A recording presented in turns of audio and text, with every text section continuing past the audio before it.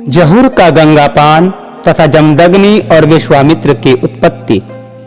श्री पराशर जी बोले, राजा पुरुरवा के परम बुद्धिमान आयु, अमावसु, विश्वावसु, श्रुतायु, शतायु और अयुतायु नामक 6 पुत्र हुए।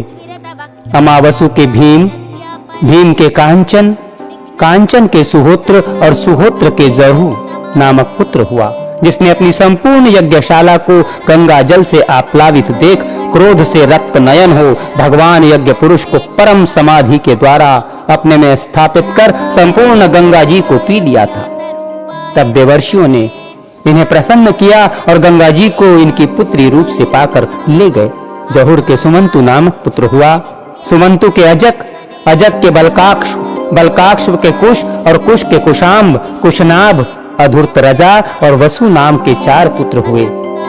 उनमें से कुशाम्ब ने इस इच्छा से कि मेरे इंद्र के समान पुत्र हो तपस्या की। उसके उग्र तप को देखकर बल में कोई अन्य मेरे समान न हो जाए, इस भय से इंद्र स्वयं ही इनका पुत्र हो गया। वो गाधी नामक पुत्र कौशिक कहलाया। गाधी ने सत्यवती नाम की कन्या को जन्म दिया। उसे भृगु पुत्र ऋचिक ने वरण किया। गाधी ने अति क्रोधी और अति वृद्ध ब्राह्मण को कन्या देने की इच्छा से ऋचिक से कन्या के मूल्य में जो चंद्रमा के समान कांतिमान और पवन तुल्य वेगवान हो ऐसे एक सहस्र श्याम कर्ण घोड़े मांगे।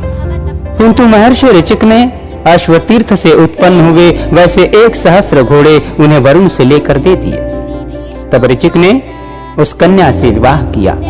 तदुपरांत एक समय उन्होंने संतान की कामना से सत्यवती के लिए चरु यज्ञीय खीर तैयार किया और उसी के द्वारा प्रसन्न किए जाने पर एक क्षत्रिय श्रेष्ठ पुत्र की उत्पत्ति के लिए एक और चरु उसकी माता के लिए भी बनाया। और ये चरु तुम्हारे लिए है तथा ये तुम्हारी माता के लिए, इनका तुम यथोचित उपयोग करना, ऐसा कहकर वे वन को चले गए। उनका उपयोग करते समय सत्यवती की माता ने उससे कहा, बेटी, सभी लोग अपने ही लिए सबसे अधिक गुणवान पुत्र चाहते हैं। अपनी पत्नी के भाई के गुणों में किसी की भी विशेष रुचि नहीं होती। अतः तू अपना चरु तो मुझे दे दे और मेरा तू ले ले, क्योंकि मेरे पुत्र को तो संपूर्ण भूमंडल का पालन करना होगा और ब्राह्मण कुमार को तो बल, वीर्य तथा संपत्ति आदि से लेना ही क्या है। ऐसा कहने पर सत्यवती ने अपना चरु अपनी माता को दे दिया। वन से लौटने पर ऋषि ने सत्यवती को देखकर कहा, अरे पापिनी, तूने ऐसा क्या कार्य किया जिससे तेरा शरीर ऐसा भयानक प्रतीत होता है। अवश्य ही तूने अपनी माता के लिए तैयार किए चरु का उपयोग किया है, सो ठीक नहीं है। मैंने उसमें संपूर्ण ऐश्वर्य, पराक्रम, शूरता और बल की संपत्ति का आरोहण किया था तथा तेरे में शांति, ज्ञान, तितिक्षा आदि संपूर्ण ब्राह्मणोचित गुणों का समावेश किया था। उनका विपरीत उपयोग करने से तेरे अति भयानक अस्त्र शस्त्रधारी पालन कर्म में तत्पर क्षत्रिय के समान आचरण वाला पुत्र होगा। उसके शांति प्रिय ब्राह्मण चारक युक्त पुत्र होगा। ये सुनते ही सत्यवती ने उनके चरण पकड़ लिए और प्रणाम करके कहा, भगवान, अज्ञान से ही मैंने ऐसा किया है, अतः प्रसन्न होइए और ऐसा कीजिए जिससे मेरा पुत्र ऐसा ना हो, भले ही पौत्र ऐसा हो जाए। इस पर मुनि ने कहा, ऐसा ही हो। तदनंतर उसने जमदग्नि को जन्म दिया और उसकी माता ने विश्वामित्र को उत्पन्न किया तथा सत्यवती कौशिकी की नाम की नदी हो गई। जमदग्नि ने इक्ष्वाकु कुलोद्धव रेणु की कन्या रेणुका से विवाह किया।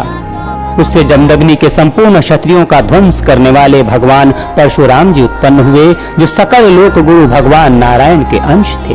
देवताओं ने विश्वामित्र जी को भृगुवंशीय शुनह से पुत्र रूप से दिया था। उसके पीछे उनके देवराट नामक एक पुत्र हुआ और फिर मसुच्छ छंद, धनंजय, कृतदेव, अष्टक, कच्छप एवं हारितक नामक और भी पुत्र हुए। उनसे अनन्यान्य ऋषि वंशों में विवाह में योग्य बहुत से कौशिक गोत्रीय पुत्र पौत्र आदि हुए।